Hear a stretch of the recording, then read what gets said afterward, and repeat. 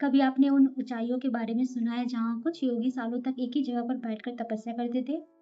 ना उनके पास महल थे, ना धन, ना किसी राज्य का लालच, फिर भी वो वहीं रुके हुए थे। यानी सब कुछ पीछे छोड़कर वो एक जगह बैठ गए थे। उन्हें कोई फर्क नहीं पड़ा, न दिन से न रात से, क्योंकि दिन बदलते गए, ऋतुएं बदली, लेकिन वो फिर भी वहीं बैठे थे। लेकिन सोचा है कैसे? क्योंकि बिना किसी मोटिवेशन के या बिना किसी शक्ति के कोई एक जगह पर बैठ ही नहीं सकता है। और अगर हम शक्ति की बात कर रहे हैं तो वो शक्ति थी भैरवी, जो उस योगी के अंदर तपस बनकर माँ बैठी थी, माँ भैरवी। पुराने ऋषियों का मानना था कि जब तक ये इनर फायर जिंदा है तब तक इंसान सिर्फ जीता नहीं, इवॉल्व होता है। लेकिन जिस दिन ये अग्नि बुझ जाती है उस दिन नॉलेज सिर्फ वर्ड्स बन जाते हैं, प्रेयर सिर्फ एक हैबिट और लाइफ सिर्फ रूटीन। और तंत्रा इसी अग्नि को एक नाम देता है, तपस, जो हमें जीना सिखाती है और जो माँ भैरवी है। बहुत लोग उन्हें देखकर सिर्फ इतना कहते हैं, she is the fire from the divine mother.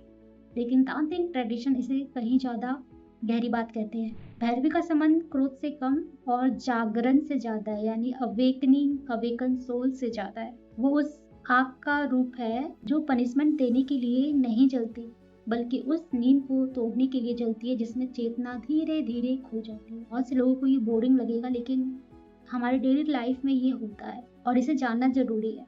इसके पीछे की स्टोरी ये पूछती है और कहती है कि शक्ति कहाँ से आई, कैसे आई। लेकिन ये समझना जरूरी है कि हर डिवाइन मैनिफेस्टेशन की तरह उनके आने के पीछे का भी एक रहस्य है। आखिर ऐसी क्या जरूरत पड़ी कि आदिशक्ति को भैरवी का रूप लेना पड़ा? क्या सिर्फ 10 महाविद्या की ये एक कड़ी थी, या फिर उसके ऊपर की कोई और कहानी थी? इस सवाल का जवाब हमें ले चलता है हजारों साल पुरानी एक ऐसी घटना की तरफ जहाँ सिर्फ देवी का जन्म नहीं हुआ, बल्कि तपस को एक जीवंत रूप मिला।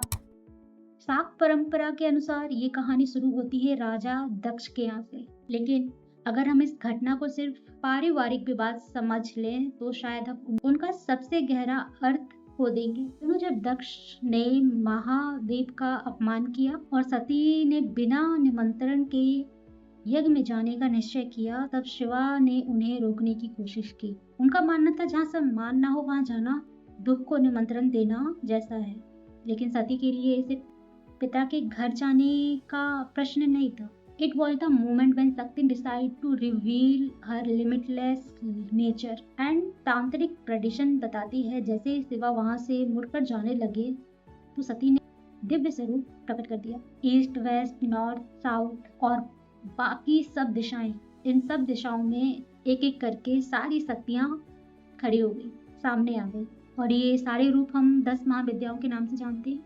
हर महाविद्या किसी अलग कॉस्मिक प्रिंसिपल का प्रतिनिधित्व करती है और उन्हीं में से एक थी माँ भैरवी। लेकिन यहाँ एक और प्रश्न पूछा जाता है कि अगर हर महाविद्या एक कॉस्मिक प्रिंसिपल है तो भैरवी किस तत्व की देवी रही? और यहीं से भैरवी की कहानी शुरू होती है। तांत्रिक आचार्य कहते हैं सृष्टि को बनाना मुश्किल है, लेकिन उसे जगाए रखना उससे भी ज्यादा मुश्किल है। The same is true of human consciousness. जन्म लेना एक बार होता है, लेकिन अंदर की चेतना को जिंदा रखना हर दिन का काम है।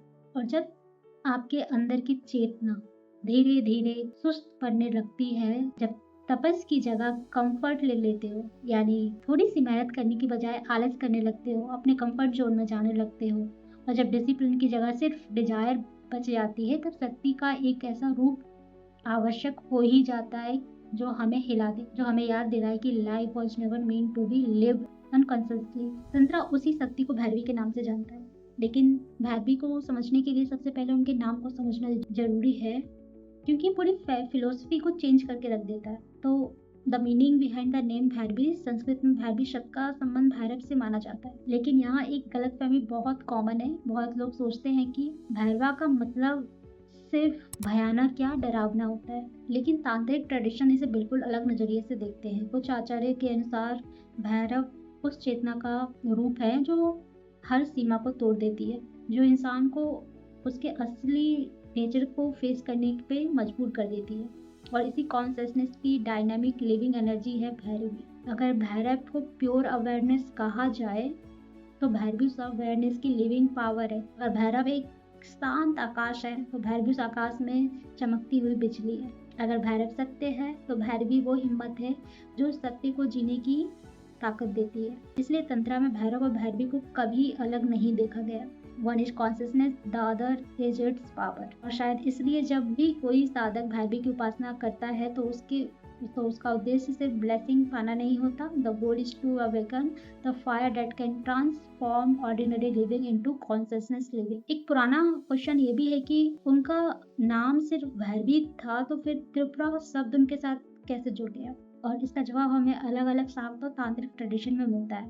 कुछ परंपराएं कहती हैं त्रि का अर्थ है थ्री और पुरा का अर्थ है सिर्फ सिटी नहीं, अ रिलिम, अ डायमेंशन या एग्जिस्टेंस का एक लेवल भी माना गया है। लेकिन ये तीन आखिर है क्या? इसी बात पर अलग अलग आचार्यों ने अपनी व्याख्या दी है। कुछ कहते हैं ये तीनों लोक हैं, भूलोक, भुवालोक और स्वर्गलोक। कुछ कहते हैं ये तीन अवस्थाएं हैं, जागृत, स्वप्न और सुषुप्ति। और श्री विद्या की कुछ परंपराएं इसी और भी गहरा कर देती है। उनके अनुसार ये तीन शरीर हैं, स्थूल, सूक्ष्म और कारण। और उनकी अग्नि सिर्फ शरीर को नहीं जगाती, वो मन को भी जगाती है और अंत में आत्मा को भी। और इसलिए उनकी उपासना को सिर्फ बाहरी रिचुअल नहीं माना गया। It is an inner discipline, a life long journey of awakening. और तांत्रिक गुरु अक्सर कहते हैं a lamp can remove the darkness of a room but only tapas can remove the darkness within। और इसी तपस की स्टोरी और सेंटर ऑफ अट्रैक्शन है Tripura Bhairavi.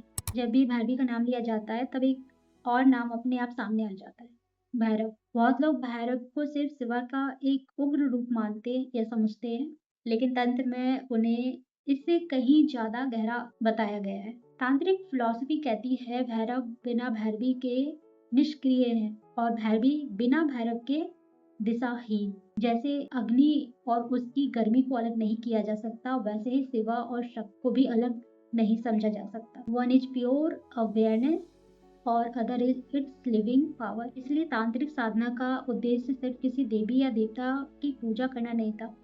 The real goal was to experience their union within oneself। और इसी मिलन को कई तांत्रिक ग्रंथों में मोक्ष की दिशा माना गया है।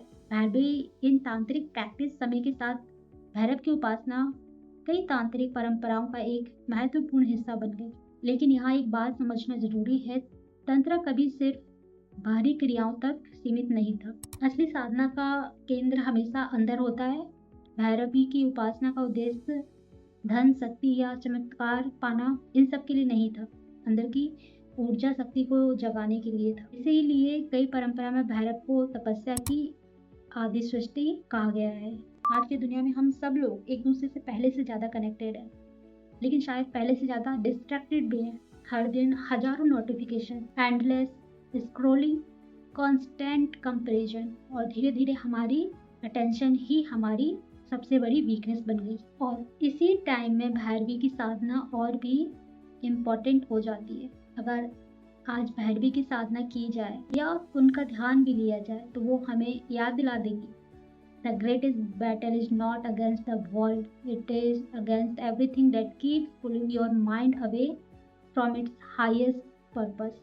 और उनकी अग्नि हमें दुनिया से भागना नहीं सिखाती, वो सिखाती है stay where you are but become impossible to distract. और इसी को तपस कहा गया है। और तांत्रिक फिलॉसफी के लिए वो उस इनर फायर का नाम है जो इंसान को उसकी सीमाओं से आगे बढ़ने की हिम्मत देती है। और कई आधुनिक विद्वान कहते हैं भैरवी हमें याद दिलाती है कि real discipline is not about controlling others, it is about mastering yourself. शायद इसलिए माँ भैरवी को समझना सिर्फ एक देवी को समझना नहीं, अपने अंदर जलती उस अग्नि को पहचानना है जो कभी हार नहीं मानती, कभी रुकती नहीं और हमेशा हमें अपने बेहतर रूप की तरफ ले जाती है।